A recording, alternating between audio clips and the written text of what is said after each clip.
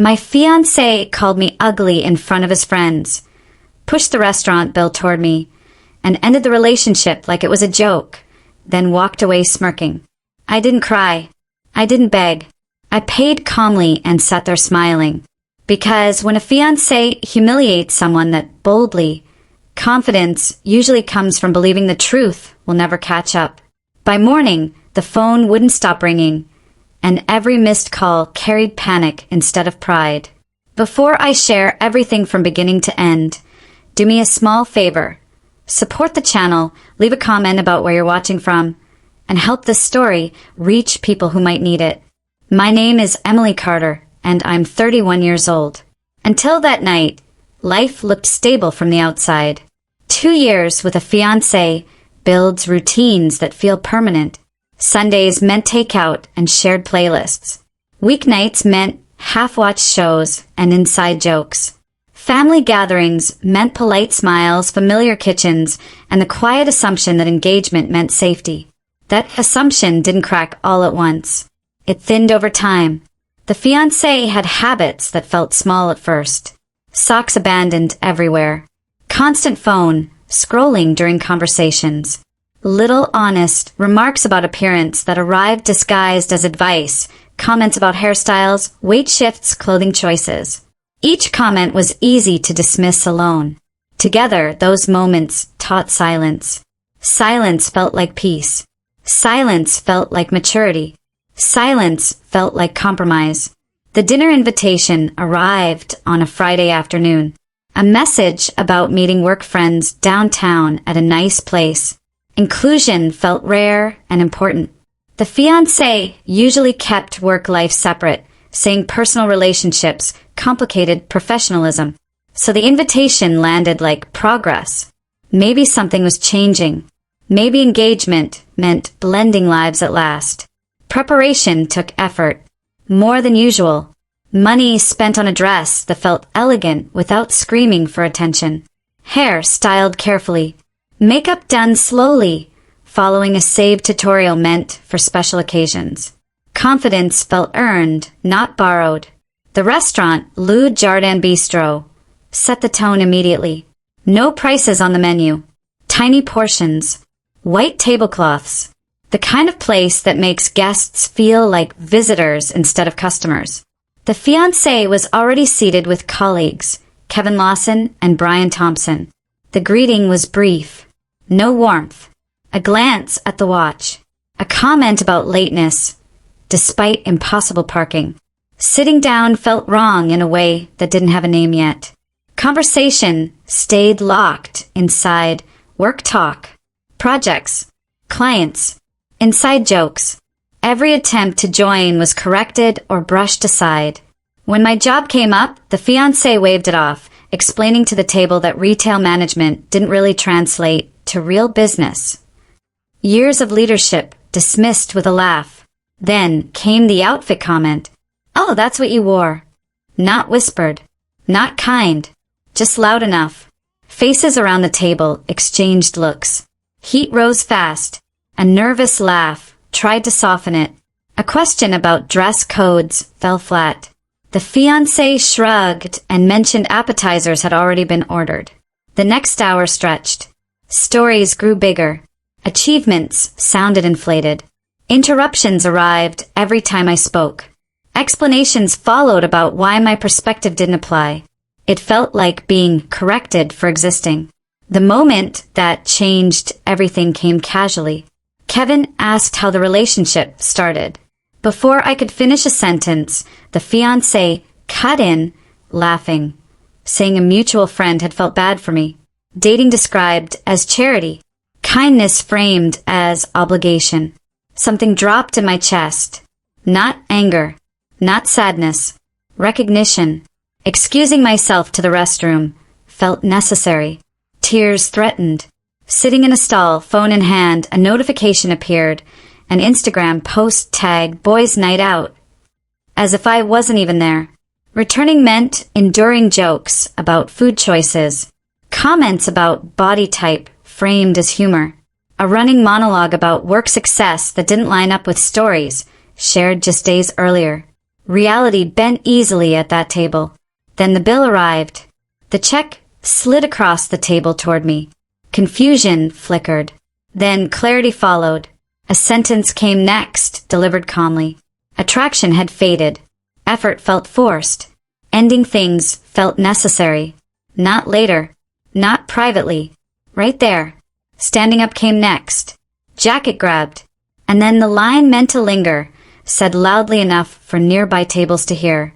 A reminder that a girl like me should be thankful for being engaged at all. Chairs scraped back. Laughter followed. A group exit completed the performance. Silence stayed behind. The total read $347. Charged to a credit card, still recovering from holiday expenses.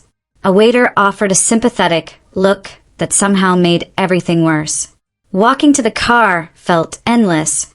Driving home felt unreal. That night ended with ice cream on the couch and a best friend, Jessica Moore, listening without interruption. Shock gave way to questions. Questions gave way to something steadier. The realization arrived quietly. That restaurant moment wasn't spontaneous. It was practiced, and whatever followed wasn't finished yet. The room went quiet in a way that didn't feel accidental. It felt like the kind of pause that happens right before something breaks. Plates were passed. Glasses were refilled. Compliments floated around about the food, but no one was really tasting it anymore. Across the table, the former fiancé sat rigid, shoulders tight, smile practiced. Every laugh landed a second too late. Every nod came a beat after the sentence ended. The family, unaware of the performance they were applauding, looked relaxed, proud even. The mother spoke first, warmth in the voice, asking about plans, about timelines, about when engagement news would be shared properly.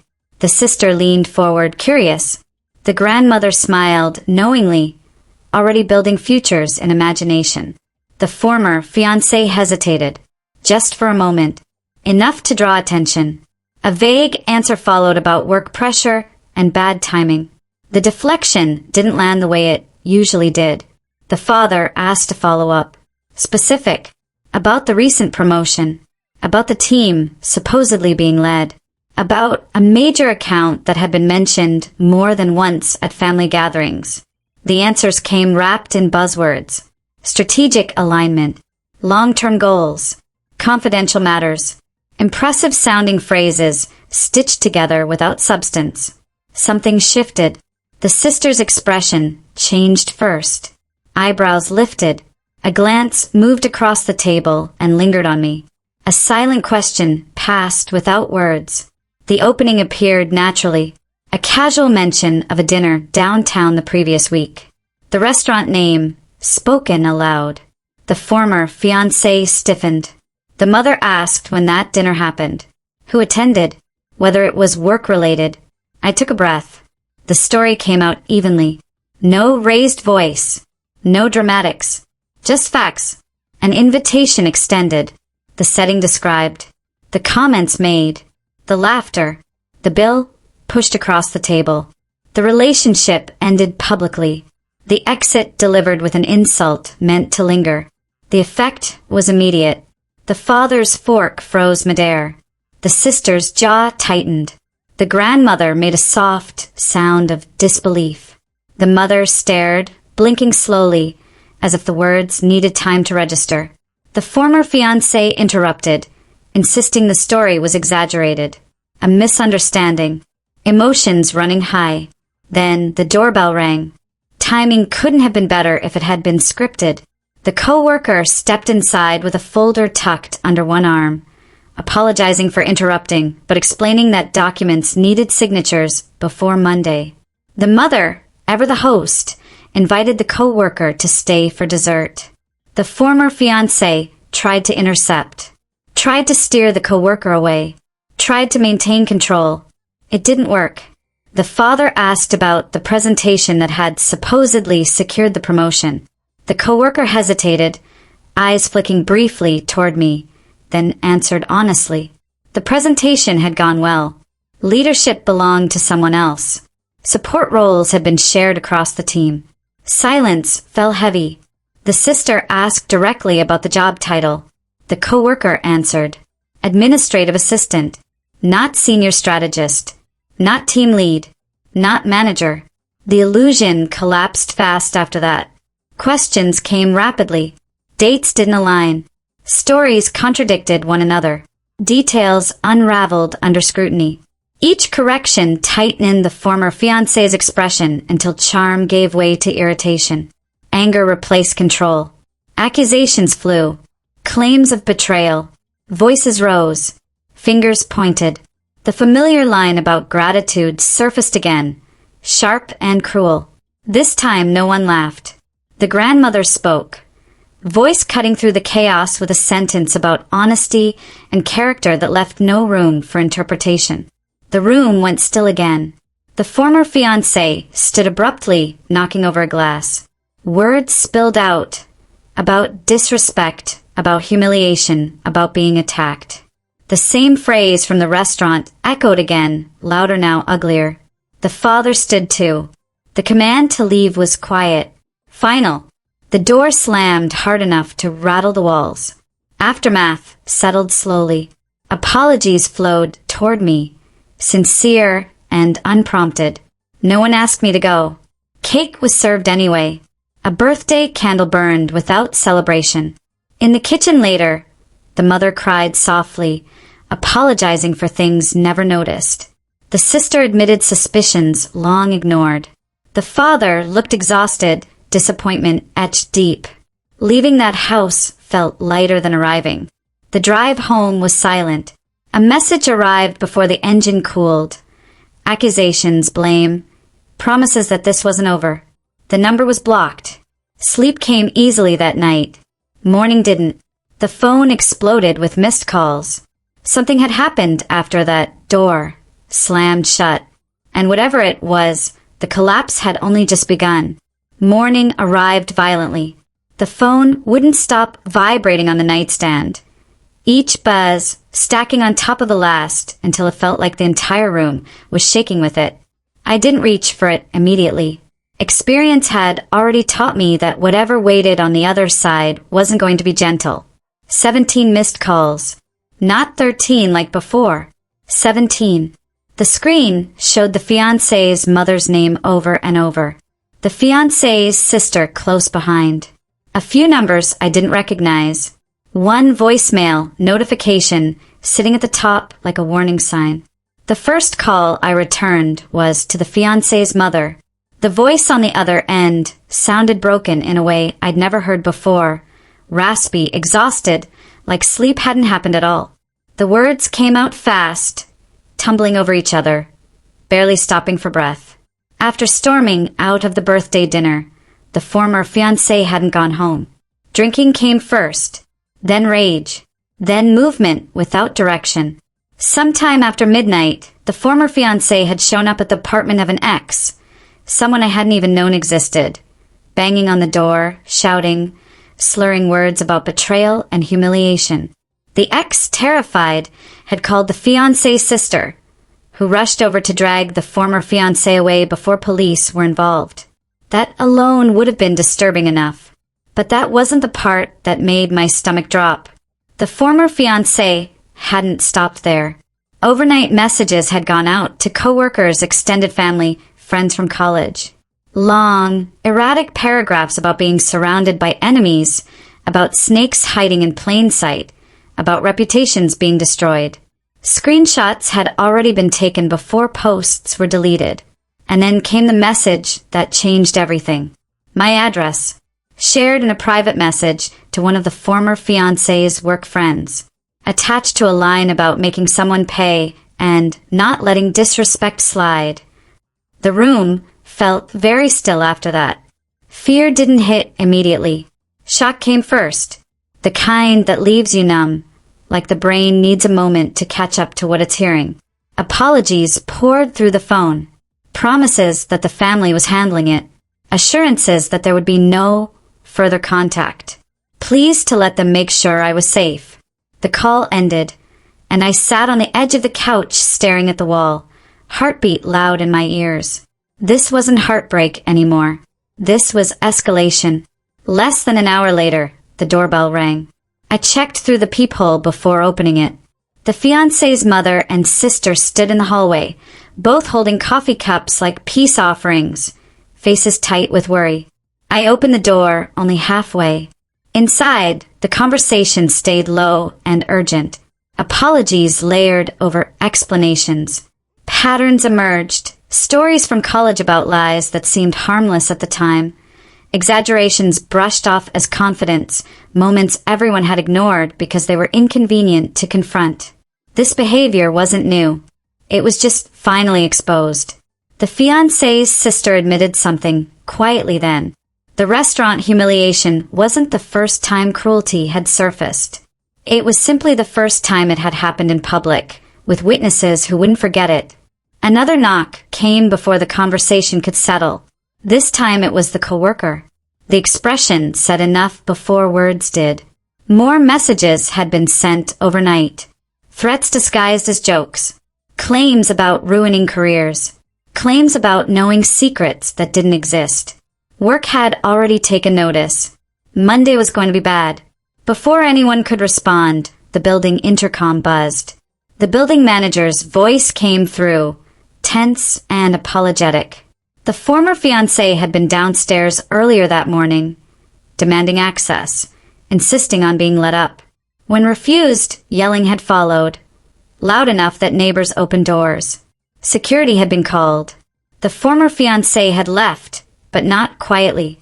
The fiancé's mother covered her mouth, devastated. The fiancé's sister closed her eyes like someone finally seeing something long feared. My phone buzzed again. An Instagram notification. Against better judgment, I opened it. A story tag. An old photo taken early in the relationship, unflattering, private.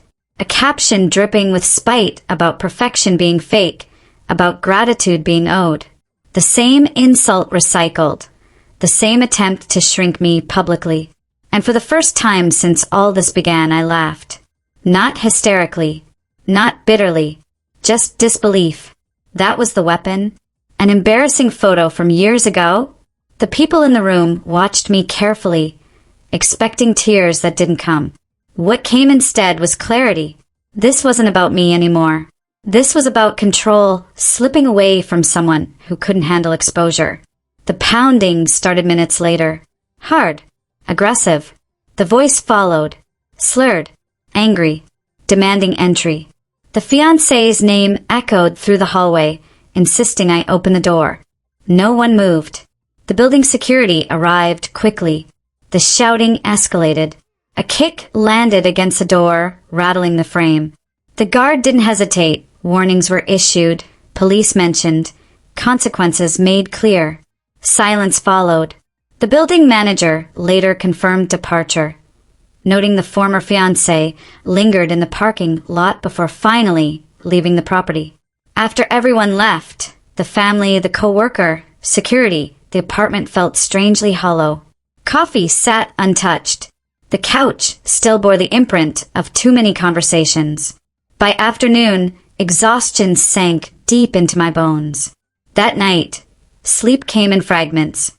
Over the next few weeks, consequences unfolded one by one. Termination from work followed missed days and documented behavior. Social media accounts went dark. Mutual friends stopped responding. Family support tightened into boundaries. Financial help disappeared. Voicemails came sporadically at first. Anger, pleading, nostalgia twisted into entitlement. All of it went unanswered. Documentation grew thicker. Numbers stayed blocked. Routes changed. Routines rebuilt.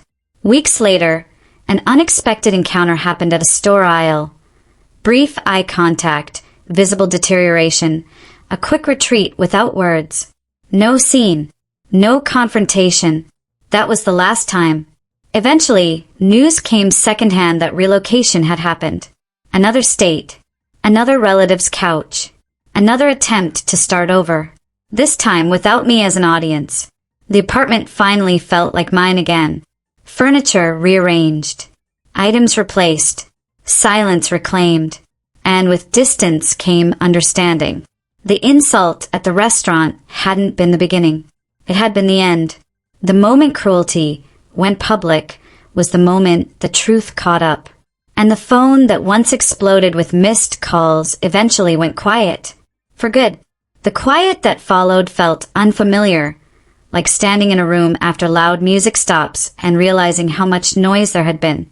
For days, I kept expecting the silence to break, to be interrupted by another knock, another call, another surge of chaos. But it didn't. Instead, time moved forward in small, ordinary increments. Mornings returned to routine. Coffee brewed. Emails answered. Shoes slipped on without shaking hands. Work became work again, not a distraction or a hiding place. Coworkers stopped lowering voices when I walked by. Meetings no longer ended with concerned glances. Normalcy crept back in, cautious but persistent. At home, the apartment started to feel different. Not because anything dramatic changed, but because tension slowly released. Furniture shifted a few inches here and there. Old photos were tucked away, not destroyed, just moved out of sight. The couch where ice cream and tears once lived became a place for reading, for quiet evenings that didn't involve replaying memories. Sleep improved gradually. The body learned that the night didn't automatically mean danger anymore. The phone stayed on the nightstand instead of clutched in hand. Notifications stopped feeling like threats. A message arrived one afternoon from the fiancé's sister. The tone was careful and restrained. Therapy appointments had been scheduled. Boundaries were being enforced. There would be no further attempts at contact. The message ended without excuses or requests, just acknowledgement. I replied once. A simple thank you. A wish for peace. Nothing more. A few days later, the fiancé's mother reached out. Not to explain, not to justify, just to say that my contact information had been removed from everything. Reading it didn't bring closure, but it did bring relief. Grief arrived unexpectedly after that. Not grief for the person I had been engaged to, but grief for the future that had been described so convincingly it felt real. The imagined home, the shared plans, the version of life that existed only because I believed the words spoken to me. Letting go of that narrative hurt in a quieter, heavier way than anger ever had. Healing didn't follow a straight line. Some days felt light. Others felt slow and heavy for no clear reason. Old habits lingered. Reaching for the phone to share something funny, then remembering there was no one on the other end anymore. One afternoon, while cleaning out a drawer, I found a folded note written years earlier. Promises of forever. Big words written confidently without understanding their weight. I read it once, then tore it cleanly in half and threw it away.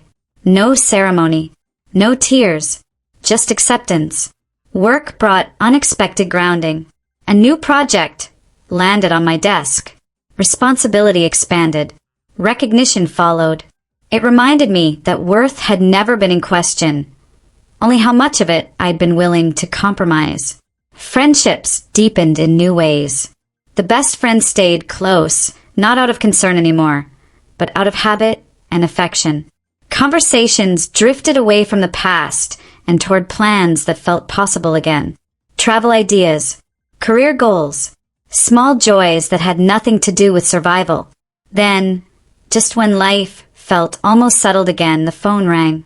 An unfamiliar number. I stared at it longer than necessary before answering. The voice on the other end belonged to the coworker from the office. The tone was measured, serious. An internal investigation had concluded. Evidence reviewed. Patterns documented. Employment officially terminated. Security concerns flagged due to prior behavior. References denied. Then came the warning. Losing everything at once doesn't always lead to clarity. That night, locks were checked again for the first time in weeks. Not out of panic, but prudence. Sleep came late, but it came. The next morning, an email appeared. Not from a blocked address. Not from a fake account. From an unfamiliar name.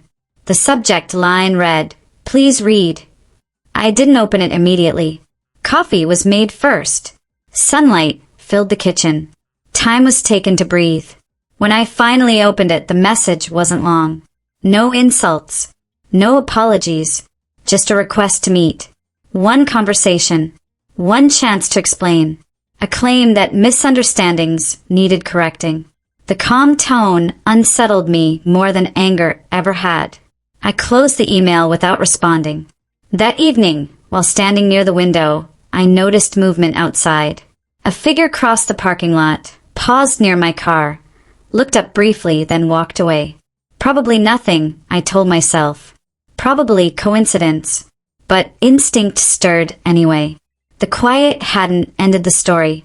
It had only paused it. The pause didn't last long. 2 days after the email, an envelope appeared half-slid under the apartment door. No return address.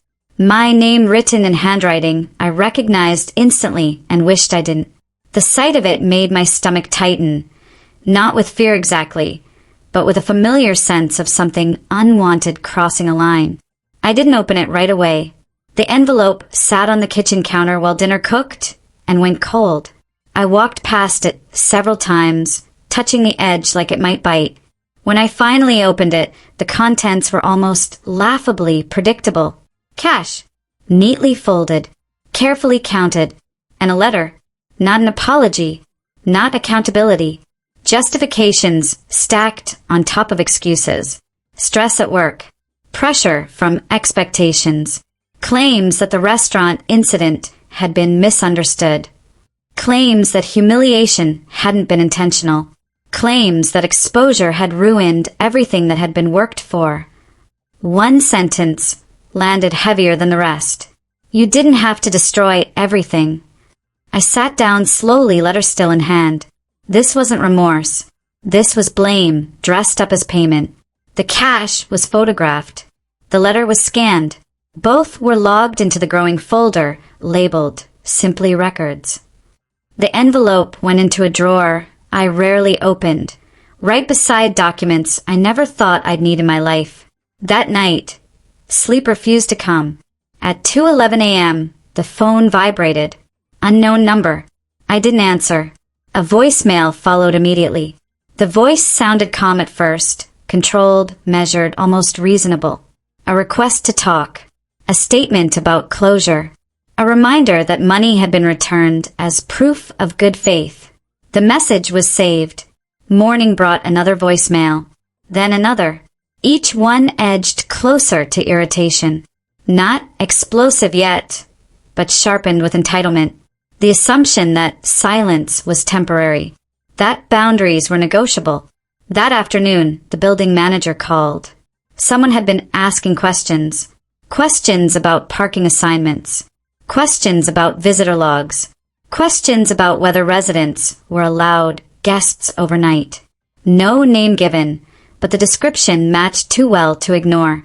I asked for security footage. The footage confirmed it. A familiar figure in the parking lot on 3 separate nights. Never approaching the door. Never staying long enough to draw attention. Just enough to be noticed. Just enough to feel deliberate. That was the moment waiting stopped. I returned to the legal aid office with everything. The email, the envelope, the cash, the voicemails, the footage. The recommendation came quickly and without hesitation. A temporary protective order. Not dramatic. Not retaliatory. Preventive. The paperwork was filed that afternoon. 2 days later, the order was served. The reaction was immediate. 6 missed calls. 4 voicemails. 1 email. The tone shifted completely. Calm disappeared. Accusations replaced requests. Claims of betrayal escalated into warnings, thinly disguised as concern. A line appeared that made my skin prickle. You don't know what you've started. The rest went unheard.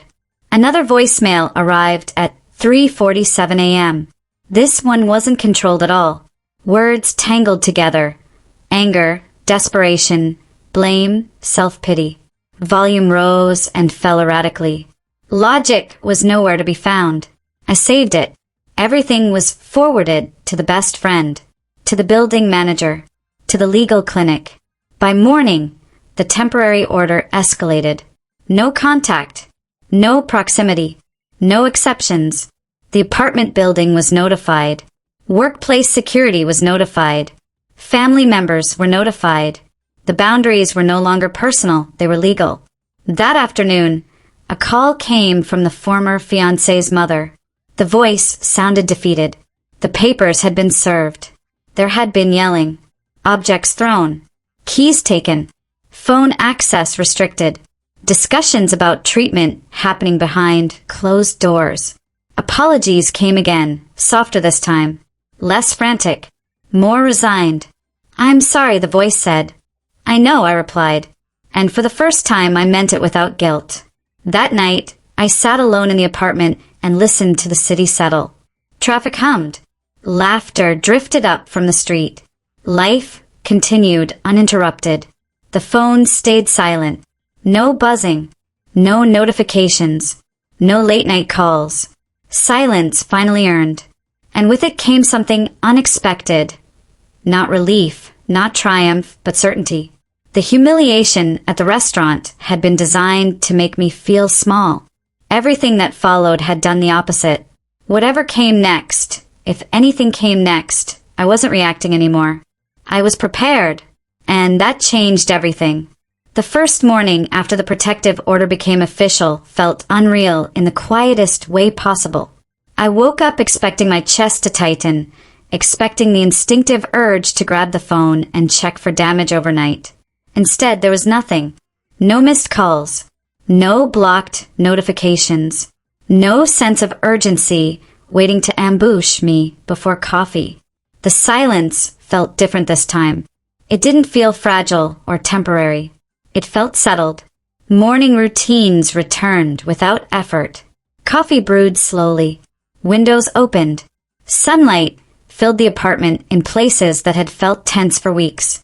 My body noticed before my mind did.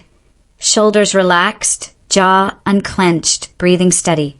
I hadn't realized how long I'd been living in a low-level state of alert until it was gone. Work returned to normal too. Conversations centered on deadlines and ideas instead of concern. Meetings ended without lingering looks. The version of me that existed before humiliation, before managing fallout, began to reappear, not identical, but clearer, stronger in ways that didn't need to be announced. The protective order held. There were no attempts to test it, no accidental sightings, no messages slipping through cracks. Whether fear finally outweighed entitlement or whether reality had finally landed didn't matter. What mattered was that the boundary existed and was respected. Information came through other people. Not because I asked, but because truth tends to surface once chaos burns itself out. The former fiancé had left the city within weeks, staying with extended family far enough away that overlap wasn't possible. Therapy was no longer optional. Employment prospects were limited. Social circles had shrunk to almost nothing. None of that brought satisfaction. What it brought was closure. Not dramatic closure. Not cinematic justice. Quiet closure.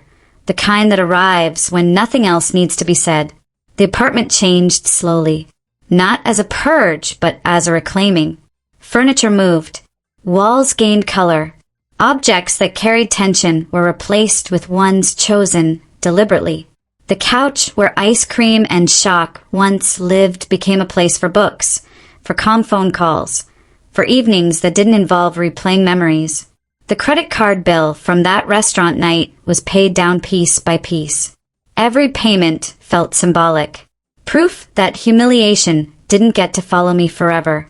The engagement ring sat in a drawer for a long time. Selling it felt transactional. Keeping it felt unnecessary. Eventually, I took it to a jeweler, signed the paperwork, and walked out lighter than expected. That chapter didn't need a souvenir. Friendships shifted into something deeper. The best friend no longer stayed over out of fear or vigilance, but out of habit and affection. Conversations drifted toward travel plans, career goals, and things that existed beyond survival. Laughter returned naturally instead of as a coping mechanism.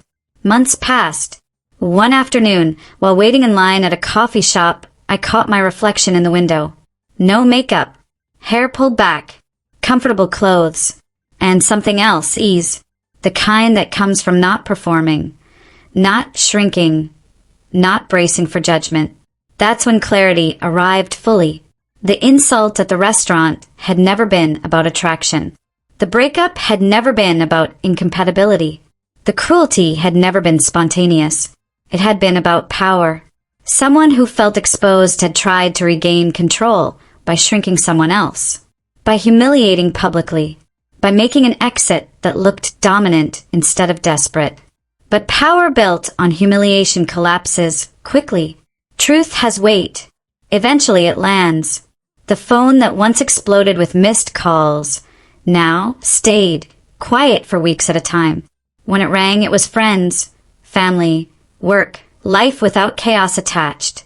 Thoughts about the former fiancé became rare. When they appeared, they carried no anger, just distance, the kind that signals healing rather than avoidance. Looking back, the most surprising part of everything wasn't the lies or the cruelty. It was how quickly dignity returned once I stopped negotiating it. Silence proved stronger than shouting. Walking away calmly did more damage to arrogance than confrontation ever could. Waiting quietly and deliberately allowed the truth to surface without force. And that night at the restaurant, the moment meant to break me ended up doing the opposite. It revealed everything, and then it set me free.